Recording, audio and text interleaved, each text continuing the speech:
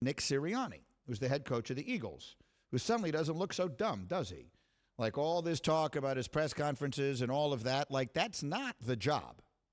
The job is not to win the press conference. We've seen a lot of people win the press conference and then lose a lot of football games. Now, I'm not sitting here telling you I think Nick Sirianni is going to be a great coach. I have no way of knowing that. But I can tell you a lot of people whose opinions I value in and around the NFL rave about him, rave about Sirianni. And so now he inherits Jalen Hurts. He inherits the Jalen Hurts situation, and it's an experiment. Jalen Hurts is, no one has ever been more on a one-year make-it-or-not situation than he is based upon the Eagles having all those picks and everything else. And here's the quote from Nick Sirianni. He said, quote, "Before you can think about scheme, you need to think about the players and what they do well." And as Anthony writes then, he writes, "Damn, that's just lovely, a coach with a clue." And he couldn't be more right.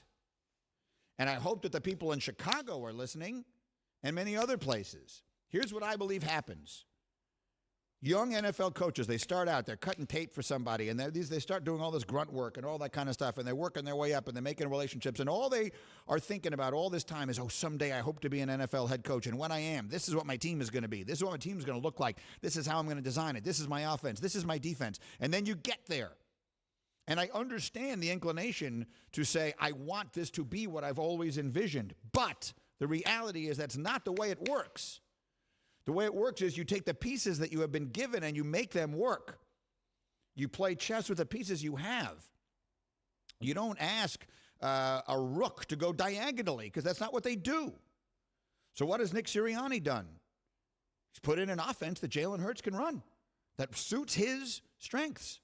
And you have a note in here, Hembo, that I really like about what you think. If Matt Nagy was the coach of the Eagles right now, what would happen? Their starting quarterback would be Joe Flacco. That's exactly right. Because he runs the offense Nagy wants to run. And so does Andy Dalton, albeit badly, and Nick Foles, albeit badly. But Matt Nagy acts as though, I'm sure he isn't actively thinking this way, but he'd rather have a quarterback run his offense badly than run a different offense. But now they proved it with Mitch Trubisky. They ruined that kid. They never gave him a chance to do the things he did well.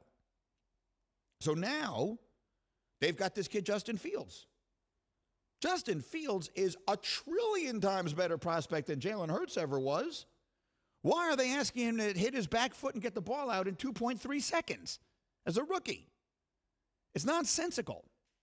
So I go back to Sirianni. I like this guy.